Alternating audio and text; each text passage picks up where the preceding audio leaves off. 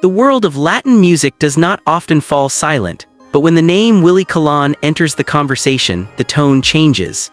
Fans across generations have been asking about his final farewell, wondering whether there will be an open casket service and how a man who helped shape salsa's golden era will be honored. Today, we are walking through everything surrounding Willie Colón's legacy, the expectations around his funeral, and the emotional weight such a goodbye would carry for millions who grew up with his sound. Willie Colón is not simply a musician whose songs filled dance floors. He is one of the central architects of modern salsa. Born in the Bronx to Puerto Rican parents, Colón emerged in the late 1960s as a bold young bandleader who refused to follow existing formulas. His trombone did not whisper, it announced itself. It carried grit, confidence, and unmistakable personality. Signed to Fania Records at a young age, Colón quickly became one of the label's defining figures. The Fania era was electric. New York was alive with migration, cultural fusion, and creative tension. Salsa was more than dance music, it was identity in motion. Colón stood at the center of that movement. His early collaborations with Héctor Lavoe created music that still pulses through speakers decades later. Albums like Malo and The Hustler were not just collections of songs. They were cultural statements. They captured street life, identity struggles, pride, humor, and heartbreak in equal measure. Lavoe's raw voice paired with Colón's bold arrangements created a sound that was both cinematic and grounded.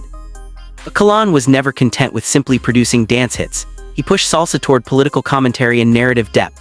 His later work with Rubén Blades, especially the landmark album Siembra, elevated the genre into storytelling territory rarely explored at that scale.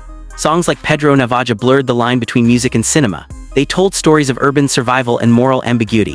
Salsa became literature. It became journalism. It became resistance. Beyond the stage, Willie Colón evolved into a producer, arranger, and political voice. He spoke openly about Latino identity, social justice, and community empowerment. He engaged in civic life and remained outspoken even when his views sparked debate. That complexity made him more than a performer. It made him influential. That depth is what makes the question of his funeral more than procedural. It makes it symbolic. In many Latino families, funerals are not only private goodbyes but communal gatherings. An open casket service in particular carries deep emotional resonance. It allows loved ones to stand before the person one final time, to speak softly, to pray, to find closure. For cultural icons, open casket viewings sometimes become public spaces of collective mourning, moments when music fans line up not for autographs but for gratitude. For someone like Willie Colón, whose music formed the soundtrack of weddings, baptisms, protests, and celebrations, an open casket farewell would represent more than tradition. It would represent connection. It would give space for musicians who once stood beside him on stage to stand quietly beside him once more. Those imagining such a service picture a hall filled with flowers in warm tropical colors, perhaps Puerto Rican flags folded carefully near the front. Soft instrumental salsa playing in the background, not loud enough to dance to but strong enough to remember. Fellow musicians placing a trombone nearby as tribute. Family members seated in the front rows holding hands, old friends embracing silently. Yet what stands out most in discussions among those close to Colón is not spectacle but dignity. He was a commanding figure on stage, but he was also a man who valued privacy. Those who worked closely with him describe him as disciplined, intense, and intellectually sharp. He debated passionately, mentored younger artists carefully, and guarded his personal life fiercely. Over the decades, Colón's career crossed borders and generations. He performed in Latin America, the United States, and Europe. He collaborated across genres, blending salsa with jazz, classical influences, and socially conscious spoken word. He proved that Latin music could evolve without losing its roots. He did not repeat himself, he reinvented. His catalog is extensive. He produced albums for other artists, arranged orchestral pieces, and helped shape the careers of emerging talent. Even as musical trends shifted toward reggaeton and other styles, Willie Colón maintained a presence that commanded respect. Younger musicians cited him as inspiration. Cultural scholars analyzed his lyrics. His influence seeped into corners of music far beyond salsa. When news surrounding his passing began circulating, tributes appeared from artists young and old. Some remembered their first meeting with him in recording studios filled with sheet music and creative tension. Others spoke of the way he corrected them mid-rehearsal, demanding excellence but offering guidance. A younger generation described discovering his music through their parents' vinyl collections and feeling connected to heritage through rhythm. One musician said that Willie Colón taught him that salsa was not only about rhythm but about narrative power. Another shared that Colón once told him, "Music is memory, treat it with respect." That philosophy defined his approach. He believed music carried history, it carried responsibility. As conversations about his funeral continue, fans are naturally curious whether there will be a public opportunity to pay respects. Historically, figures of similar stature have received open casket services that allowed both family and community to participate in mourning. Others have chosen strictly private ceremonies followed by later public memorials.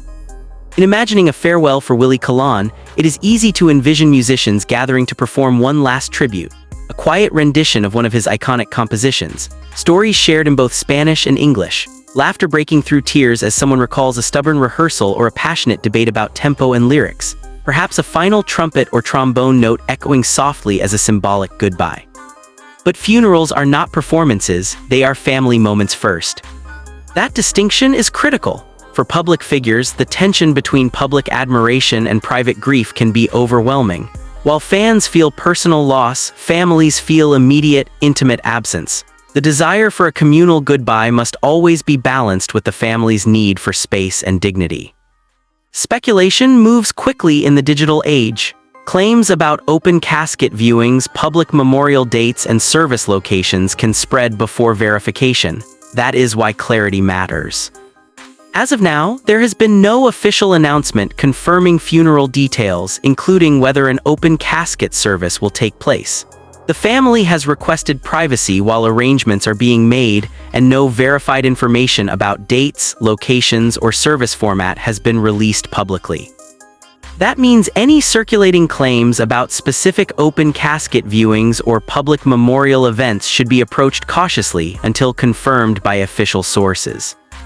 What is certain is this: Willie Colón's legacy does not depend on the structure of his funeral. His influence is already permanent. His trombone shaped the soundscape of an era. His collaborations expanded the narrative power of salsa.